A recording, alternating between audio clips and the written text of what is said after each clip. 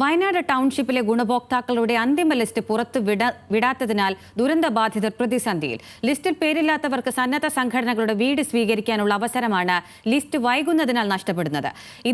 ഇന്ന് ചേരുന്ന ജില്ലാ ദുരന്ത നിവാരണ അതോറിറ്റിയുടെ യോഗത്തിൽ അന്തിമ ലിസ്റ്റ് അനുമതി നൽകുമെന്നാണ് പ്രതീക്ഷ. വയനാട് കൽപ്പറ്റ ബൈപ്പാസിനോട് ചേർന്ന ദുരന്തബാധിതർക്കായുള്ള ടൗൺഷിപ്പ് നിർമ്മാണം പുരോഗമിക്കുകയാണ്. വീടുകൾക്കുള്ള നിലമൊരുക്കലും മാതൃകാ വീടടക്കം 9 വീടുകളുടെ നിർമ്മാണവും നടക്കുന്നു. എന്നാൽ ടൗൺഷിപ്പ് നിർമ്മാണം പുരോഗമിക്കുമ്പോഴും ഗുണഭോക്താക്കളുടെ അന്തിമ ലിസ്റ്റ് പുറത്തുവിടാത്തതാണ് ദുരന്തബാധിതരെ പ്രതിസന്ധിയിലാക്കുന്നത്. നിലവിൽ പുറത്തുവന്ന 3 ലിസ്റ്റിലുമായി ആകെയുള്ളത് 402 പേരാണ്. ഇതിൽ 100-ലധികം പേർ സാമ്പത്തിക സഹായത്തിനായി സമ്മതപത്രം നൽകി. 430 വീട് നിർമ്മിക്കുമെന്ന സർക്കാർ പ്രഖ്യാപനം നിലനിൽക്കെ കൂടുതൽ പേരെ ടൗൺഷിപ്പിൽ ഉൾപ്പെടുത്തുമോ എന്നതാണ് അറിയേണ്ടത്. അതേസമയം ടൗൺഷിപ്പിൽ വീട് ലഭിക്കാത്തവർക്കായി സന്നദ്ധ സംഘടനകൾ വീട് നൽകുന്നുണ്ട്.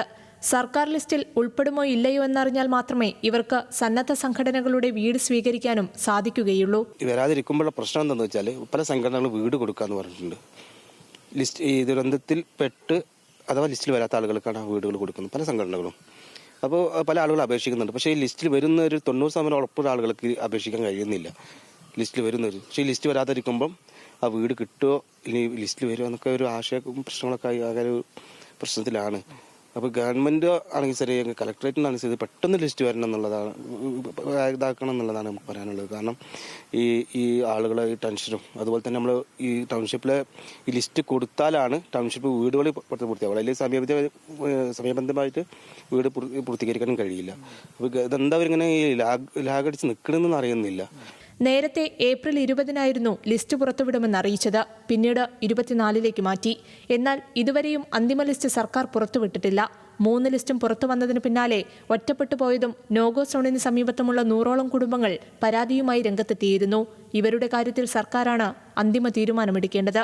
അർഹതയില്ലാത്ത ആളുകൾക്ക് ഈ വീട് അപേക്ഷ വാങ്ങിക്കഴിഞ്ഞാൽ ഈ അർഹതപ്പെട്ടവർ പിന്നെ ഗവൺമെന്റിന്റെ വീടും ഉണ്ടാവില്ല, ഈ പറഞ്ഞ സംഘടനയുടെ വീടും ഉണ്ടാവില്ല. ആ ഒരു ടെൻഷനിലാണ്, ഈ ലിസ്റ്റ് വരാത്തതിൻ്റെ ടെൻഷനിലാണ് എല്ലാവരും ഉള്ളത്. എത്രയും പെട്ടെന്ന് ഗവൺമെൻറ് ഇടപെട്ടിട്ട് അല്ലെങ്കിൽ ഉത്തരവാദിത്തപ്പെട്ട പിന്നെ ജില്ലാ ഭരണകൂടം ഇടപെട്ടിട്ട് ലിസ്റ്റ് പെട്ടെന്ന് പ്രസിദ്ധീകരിക്കണം എന്നാണ് പറയാനുള്ളത്. എത്രയും പെട്ടെന്ന്. കാരണം നമ്മളിത് 24-ാം തീയതി മുതൽ 24-ാം തീയതി വരെ ലാസ്റ്റ് ആയിരുന്നു. 24-ാം തീയതി മുതൽ പ്രതീക്ഷ കൊണ്ടിരിക്കുക. ഫുൾ ടൈം നമ്മൾ ഓൺലൈനിൽ ഇടയ്ക്കിടയ്ക്ക് ചെക്ക് ചെയ്തുകൊണ്ടിരിക്കും ലിസ്റ്റ് വിട്ടിട്ടുണ്ടോ എന്നുള്ളത്. അപ്പോൾ ഇപ്പോൾ രാത്രി ഉറക്കമില്ലാതെ ടെൻഷൻ കയറി തുടങ്ങി. കാരണം ഗവൺമെൻറ് വീട് കിട്ടിയില്ലെങ്കിൽ സംഘടന വീടും കിട്ടൂല എന്നുള്ളൊരു ടെൻഷനായി തുടങ്ങി. ഇപ്പോൾ ഇന്ന് ജില്ലാ ദുരന്ത നിവാരണ അതോറിറ്റി യോഗം ചേരുന്നുണ്ട്. ഇതിൽ അന്തിമ ലിസ്റ്റിന് അനുമതി ഉണ്ടാകുമെന്നാണ് പ്രതീക്ഷ. ന്യൂസ് മലയാളം, വയനാട്.